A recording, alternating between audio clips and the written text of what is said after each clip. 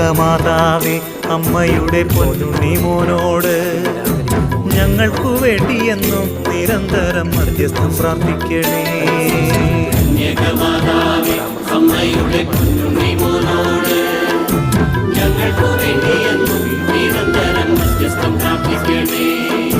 കന്യകമാതാവേ അമ്മയുടെ പൊന്നുണ്ണി മോനോട് ഞങ്ങൾക്കു വേണ്ടിയെന്നും നിരന്തരം മധ്യസ്ഥം പ്രാർത്ഥിക്കണേ.